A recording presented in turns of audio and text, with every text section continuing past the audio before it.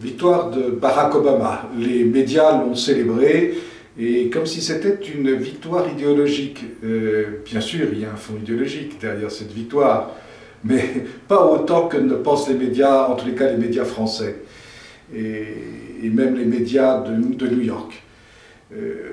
La vérité, le système américain est un système beaucoup plus complexe et beaucoup plus réaliste d'une certaine manière que le système français, qui est à la fois simpliste, vulgaire et extrêmement violent.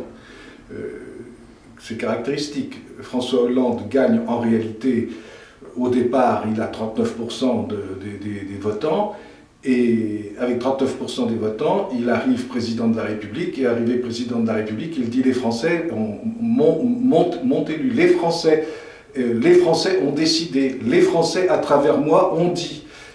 Pas du tout, la majorité des Français n'est pas du tout de l'avis de M. Hollande. Donc tout ça, et le système français est un système théologico-politique, une théologie d'ailleurs fausse, bien sûr, la déesse étant une certaine volonté générale ou une certaine république qui est considérée comme le référent absolu, et évidemment ça donne des aspects, des conséquences extrêmement dramatiques. En Amérique, c'est très curieux. D'abord l'écart de voix, c'est 700 000 sur un corps électoral extrêmement divers. Donc 49 d'un côté, 49,4, 49,1 de l'autre côté. Et d'autre part, cette élection présidentielle était liée à d'autres élections, des référendums populaires, ce que l'on sait peu, et sur des questions sociétales, et puis la Chambre des représentants, et puis le Sénat. Et la majorité républicaine est toujours à la Chambre des représentants avec 237 sièges sur 435.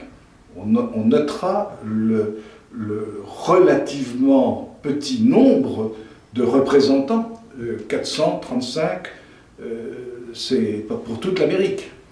Et la majorité démocrate reste au Sénat, 53 sénateurs et 45 de l'autre, sur un total de 100 sénateurs. Là aussi, 100 sénateurs, pas plus pour toute l'Amérique. Alors, que se passe-t-il? Eh bien, à peine élu, Barack Obama s'adresse d'abord et fondamentalement à l'opposition, à Mitt Romney, et en parlant de quoi? D'unité nationale.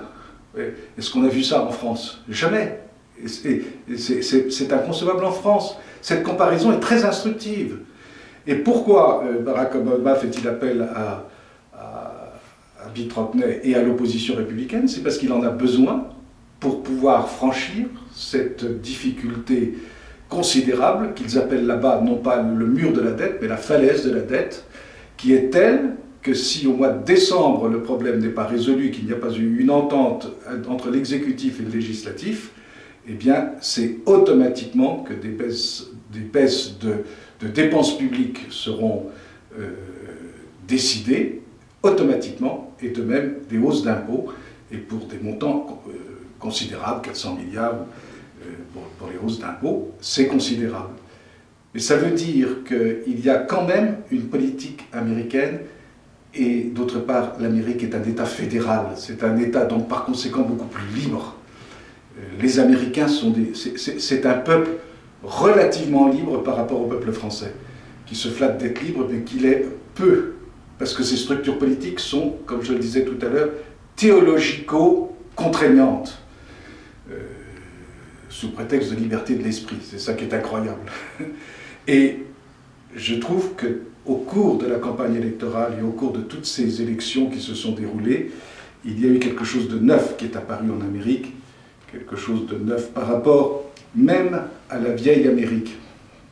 Au vieux fond américain, certes, les républicains n'ont pas été très adroits avec les minorités, avec les femmes, avec certains propos qui ont été tenus. Bon, ben c'est l'originalité américaine qui fait que les hommes politiques ne sont pas toujours extrêmement adroits.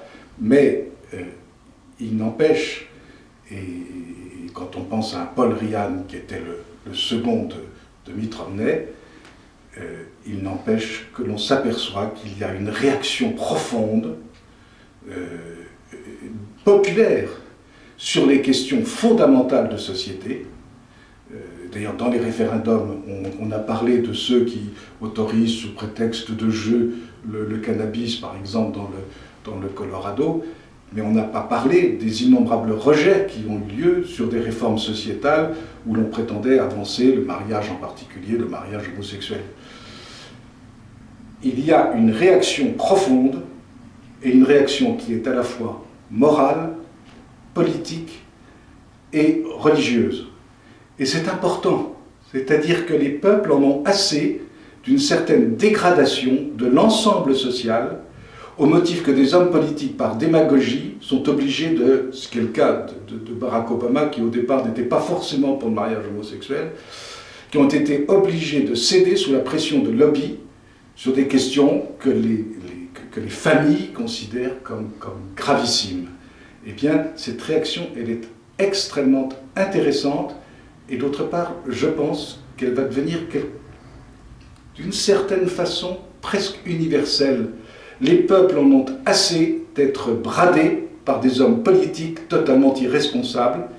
Ils veulent que l'on maintienne les traditions familiales, le respect de la famille, le respect de l'autorité, le respect de la responsabilité, et ils ne veulent pas non plus d'un État envahissant qui prétend s'occuper de tout, gérer tout, avec des hommes politiques qui, précisément, eux, n'ont pas de morale.